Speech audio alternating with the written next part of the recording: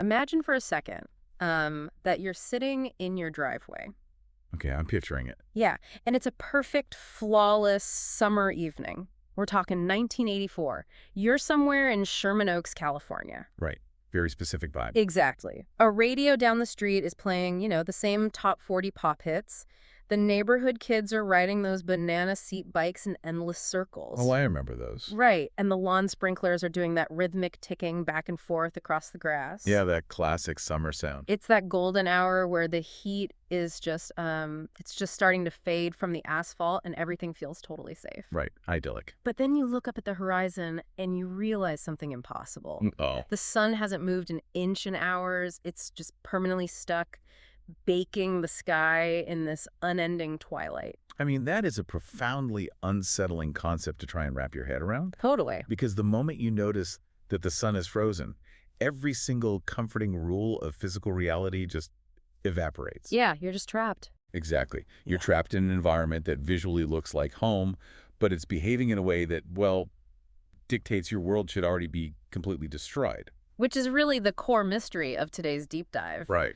We are peeling back the layers of a highly classified stack of internal logs. These are from the USS Arawyn. A fascinating ship. Yeah, it's a 25th century Starfleet vessel that was out mapping deep space when they stumbled upon this impossible anomaly. They found an exact, living, breathing slice of 1984 Sherman Oaks. Stranded in the middle of nowhere, just wrapped in this impenetrable temporal distortion field. And, the sources we're working from today offer a remarkably complete picture of how an advanced crew actually tries to dissect the impossible. We have so much data on this. We really do. We're looking at the command-level briefings from the Airone senior staff, the frantic data models from their science and engineering departments. Those are wild, by the way. Oh, absolutely wild. And, most chillingly, intercepted phone calls from the terrified civilians trapped on the ground. Plus, we actually have the internal perspective of the entity causing all of this chaos, right? Yeah, which is incredibly real. We get to see both sides of a reality-breaking event. But before we talk about the entity, we have to talk about how the Arowan's crew even realized what they were looking at. Right, the physics of it. Yeah, because when I was going through the engineering logs, Lieutenant Collingway, she's acting chief engineer, she ran the math on what would physically happen to Sherman Oaks if the Earth just suddenly stopped rotating so the sun could freeze in the sky. And the results are not pretty. It is horrifying. It's a total extinction event. The physics are just brutal. Yeah. I mean, if the planet you're standing on suddenly halts its rotation, the atmosphere doesn't just politely stop with it. No, it keeps going. Exactly. The Earth is spinning at roughly 1,000 miles an hour at the equator. Hmm. So if you, slam on the cosmic brakes, the atmosphere doesn't wear a seatbelt. That is a terrifying way to put it. Inertia means the air just keeps moving. You would instantly have supersonic winds scouring the surface of the planet completely clean. Oh, wow. Yeah, you'd have massive, crush-shattering earthquakes. Oceans would wash over entire continents in minutes. But the crazy thing is, down in Sherman Oaks, none of that is happening. Right, it's totally fine. The sprinklers are still ticking, the kids are still on their bikes, the physics are completely absent. Which is the big clue. Right. Which means someone or something is actively suppressing the natural laws of the universe to keep this exact neighborhood perfectly intact. And that realization is what forces the Airone Science Department to just completely abandon traditional astrophysics. They had to throw the book out. Totally. And this is where the leadership dynamics become so fascinating. The acting chief science officer dealing with this paradox is Lieutenant Steve Remington. Okay, hold on, because I was reading his personnel file in these logs, and I legitimately kept thinking there had to be a typo. I know exactly what you're going to say. Right. Remington is a xenozoologist. His actual day job on the ship is caring for a borealis pit viper named Boris. Yeah, Boris the space snake. Literally a space snake. I understand they had some sudden staffing changes, but putting a zookeeper in charge of a quantum physics paradox feels incredibly negligent. It does sound bad. You're essentially asking a veterinarian to rewrite the core code on a burning supercomputer. How did Starfleet justify keeping him in that chair? Well, I mean, on paper, it looks like a disaster waiting to happen. Right. Remington freely admits in his own logs that advanced astrometrics is just a fuzzy memory from his academy days. He's very upfront about it. He is. Mm. But his philosophy on leadership is exactly why he succeeds here. He recognizes that a crisis defying all known logic doesn't require a leader who has the most technical jargon memorized. Okay, that's fair. It requires a leader who knows how to synthesize the expertise of others. He leans entirely on his staff. Like the astrophysicist he brings in. Exactly. For instance, he relies heavily on Ivory Lemming, who is an Arawyn I astrophysicist. think I saw that species name pop up in the logs, but what does being an Arawyn actually bring to the table in a physics crisis? So, Arawyans are a remarkably long-lived species, and they're often referred to in these logs as a race of listeners. Listeners, okay. Yeah. They have this unique cognitive approach to the universe where they process complex temporal and spatial mechanics through narrative. Wait, really? Like through stories? Exactly. Lemming doesn't just hand Remington raw quantum equations. She translates the mathematics of space-time into stories and fables. That is so cool. It's brilliant. This allows Remington to grasp the vast abstract concepts of what's happening to the town without needing a PhD in temporal mechanics. That makes a lot of sense, actually. So Lemming gives him the narrative, and then Remington applies his background in studying confined animal behaviors. Precisely. He pulls a quote from an old Earth sci-fi author, something like, "When you have exhausted all the possible answers, the impossible one is the answer." Yeah, that's the one. He realizes he isn't looking at a physics anomaly, he's looking at an enclosure. A cosmic terrarium. The third-party theory. It's a Yeah. huge breakthrough. Remington deduces that an unimaginably advanced entity is actively maintaining this fragment of California, just holding the environment in a delicate stasis. And to test this, the science team brainstorms hitting the anomaly with a technion displacement signal. Which sounds incredibly technical. It does, but the logs describe it essentially like shaking a fish tank, right? That is the absolute perfect analogy. A technion displacement signal is basically a highly calibrated burst of exotic particles. Okay. It wouldn't harm the town, but it would be instantly detectable by anything advanced enough to manipulate time. Right. They are basically tapping loudly on the glass of the terrarium to see if the owner taps back or at least looks down. But they don't even need to send the signal, do they? No, they don't. Because the owner of the fish tank is already inside it. The entity running this terrarium isn't hovering in some cloaked mothership. Not at all. The zookeeper is literally leaning against a dirty beige mailbox down in a suburban cul-de-sac. And this is where we get the perspective of Astor. Yeah, Astor. The logs identify Astor as a juvenile stage 4 of the Meridian. But to the people living in Sherman Oaks, he is completely unremarkable. He just looks like a kid. Exactly. He looks like a 14-year-old boy wearing faded blue jeans, white canvas sneakers, and a blue and cream windbreaker. Okay, but meridian sounds like a map coordinate. What is a stage 4 meridian, practically speaking? So the meridians are non-corporeal, vastly powerful energy entities.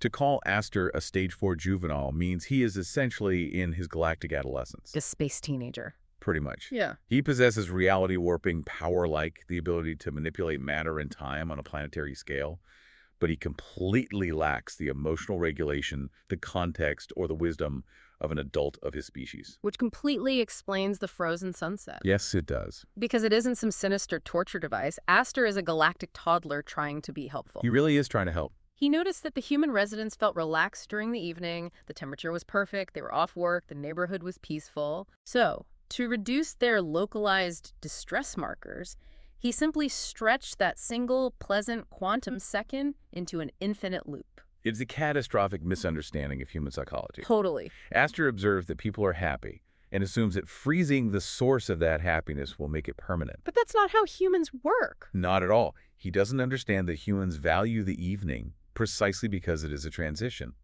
It implies rest after labor. It implies the coming of night. Yeah, you need the contrast. Exactly. By making it permanent, he strips it of its context. He inadvertently starts generating the exact psychological distress he was trying to eliminate. It reminds me of a well-meaning IT guy who sees that your computer mouse is frozen, and in his attempt to fix your minor inconvenience, he accidentally reformats your entire hard drive. And so accurate. Astor's interventions are so wildly overpowered that they begin fracturing the very reality he built. And we see the mechanics of this break down in real time when a kid falls off a banana seat bike. Ah, the scraped knee incident. Yeah, this part was wild to read. It is such a mundane, contained human moment. The boy falls. His knee bleeds, he cries, and the adults rush over to comfort him. Normal suburban stuff. Right. But Astor doesn't possess the context for a normal childhood injury or a learning experience. Right, he just sees distress. Exactly. He perceives an alert of pain that simply needs to be dismissed. So he steps forward, touches the pavement next to the boy, and unhappens the injury. Unhappens it, just like that. Yeah. The skin instantly knits together, the blood completely vanishes from the concrete. And the localized panic that causes is fascinating. The neighborhood crowd goes completely silent because magically erasing a wound is terrifying to human beings. It breaks their understanding of reality. But what really caught my attention in the logs is that after healing the boy actually causes his own disguise to slip. Why does fixing a scraped knee break his control over the whole town? It comes down to computational bandwidth. Okay, how so? Well, Astor is already exerting immense continuous energy to maintain the temporal dilation field, keeping the town frozen in 1984, while actively suppressing the destructive physics we talked about earlier. Right, keeping the supersonic winds away. Exactly. When he chooses to heal the boy, he has to hyper-focus on a microscopic level, rewriting biological cellular code on the fly. That's a lot of multitasking. It's too much. That momentary diversion of his concentration causes a containment bleed. And the visual of that containment bleed is stunning. The kids in the driveway pointed out immediately. Yeah, his clothes start changing. His ordinary 1984 windbreaker starts to glitch. It shifts rapidly into a high-collared jacket made of a material that looks like black glass, laced with silver seams, before flickering back to blue nylon. It's a terrifying moment for the humans. And as Astor's own panic spikes as he realizes the humans are staring at him in absolute horror, the containment bleed hits the sky. The sky literally rips open because his focus is slipping.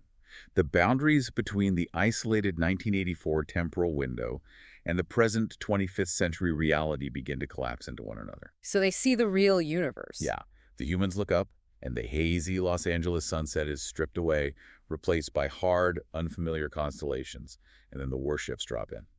The Arawyn's bridge sensors pick them up instantly. Through the rift in the sky, two massive spacecraft plummets into the atmosphere over the cul-de-sac. It's a Klingon D-7 battlecruiser and a Romulan bird of prey. And they are locked in a brutal, active dogfight. They are firing plasma torpedoes right over suburban rooftops. The pandemonium is absolute. I can't even imagine. People are screaming, lawn chairs are being trampled. Reality is stuttering so badly that wood-paneled station wagons are briefly morphing into sleek alien alloys. This is the moment the illusion permanently shatters. There's no going back. Up until now, the residents might have tried to rationalize the frozen sun as a bizarre weather event or some collective delusion. Sure, humans are good at denial. But you cannot rationalize a Klingon disruptor beam melting your neighbor's driveway. No, you definitely cannot. And we experience this utter collapse of their worldview through the intercepted phone call of an elderly woman named Helen. Ugh. That transcript is haunting. It really is. Helen runs inside her house, locking her doors against alien warships, and picks up a rotary phone to call her friend Martha. Just a normal reaction to a completely abnormal event. And she is frantically whispering. She says, "Martha, it's Helen. Don't hang up. There are things in the sky. Ships, Martha. Not planes. Ships." The fear in that log is palpable. And then, amidst all that terror, Helen connects the dots. She tells Martha about the boy in the street, the boy whose jacket glitched, the boy who healed the knee, the boy who looked up at the tearing sky with stars in his eyes. She figures it out. She whispers into the phone, "I think he did this. I think that boy did something to the sun." And that specific phone call changes everything for the crew of the USS Arawyn. It's the turning point. Up until Lieutenant Young intercepts that audio in operations and plays it for the bridge, Starfleet had been essentially paralyzed. They didn't know what to do. Right.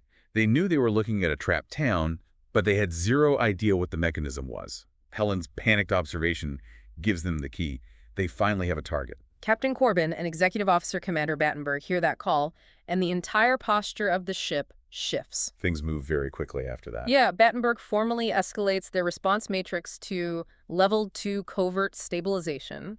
They authorize an away team to beam directly into the cul-de-sac to track down Aster. Which brings up a really interesting tactical decision. Right, because when I first read the mission parameters for this away team, I was deeply confused. How so? Well, you have thousands of innocent people trapped in a bubble with a reality-warping alien toddler who's currently ripping holes in space-time, exposing a 1980s suburb to Klingon plasma fire. Yeah, it's bad. Why is Starfleet sneaking around? Why not send down a dozen security officers in tactical armor, beam the kid out, throw up a shield generator, and save everyone? I mean, it is the most instinctual human reaction, right? Go in loud and save the day. Exactly.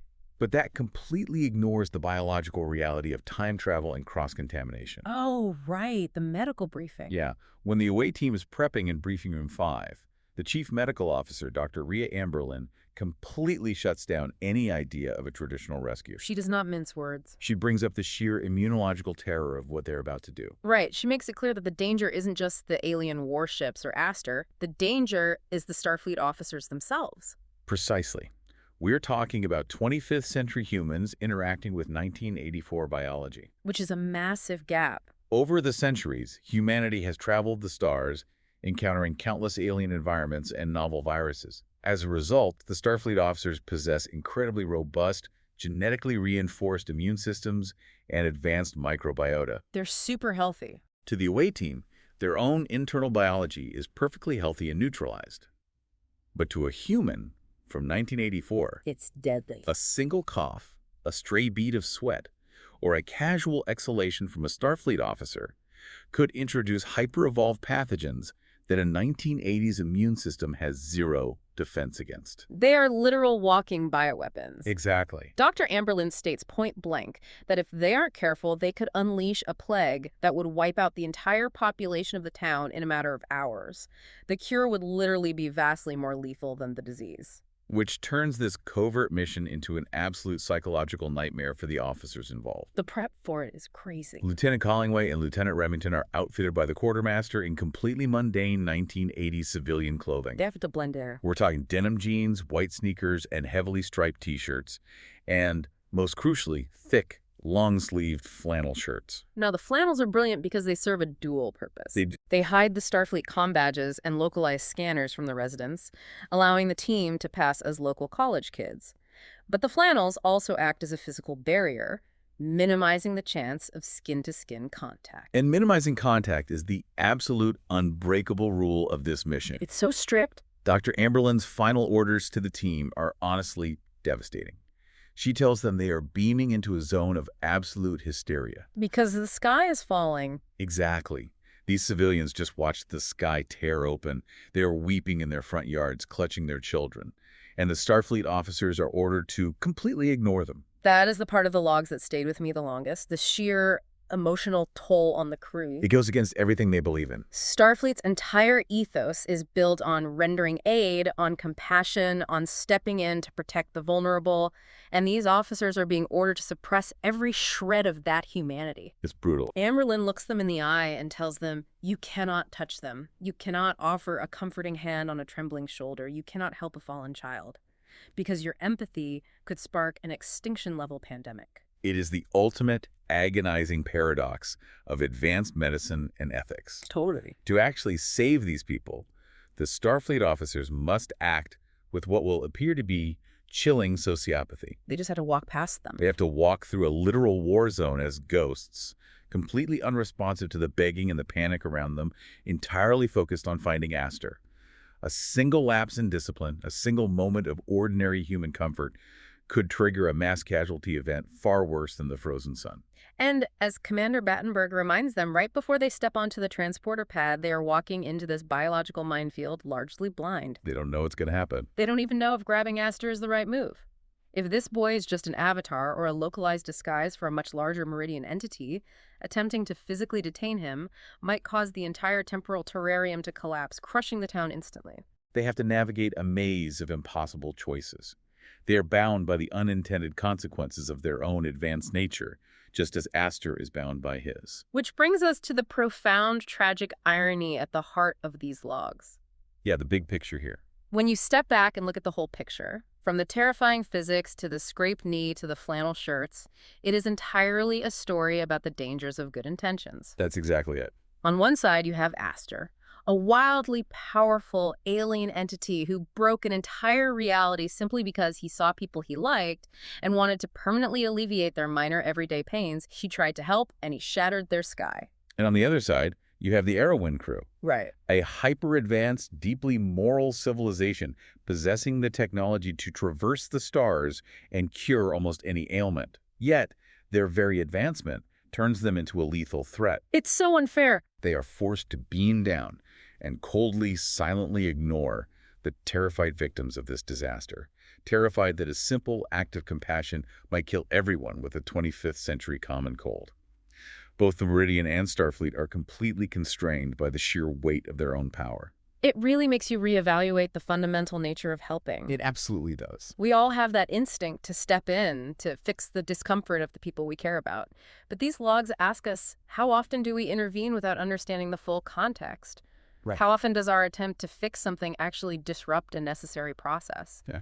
Astor tried to stop the sunset because he didn't realize the darkness of the night was essential for the ecosystem to function. It is a brilliant reminder that sometimes the most advanced, compassionate thing you can possibly do is to simply observe. Just watch. To truly understand the delicate balance of the ecosystem you are looking at, whether that is a literal alien terrarium or just the interpersonal dynamics of your own family, before you decide to reach in and rewrite the rules. Because the variables you cannot see. The ones you don't even know to look for are almost always the ones that cause the most catastrophic damage. Which leaves you with a really fascinating thought to ponder long after we wrap this up. I love this part. Think about your own life. Think about your neighborhood, your daily routines, your minor frustrations. If a highly advanced, godlike observer was studying you right now, what minor, seemingly unnecessary distress in your life would they try to permanently fix for you out of pity? Oh, that's a great question. And more importantly, what invisible, catastrophic disaster would they accidentally unleash upon your world by doing so? Something to think about the next time you are sitting in your driveway, watching the sun slowly go down. Hoping it actually goes all the way down. Right, exactly. Thanks for joining us for this deep dive. We'll see you next time.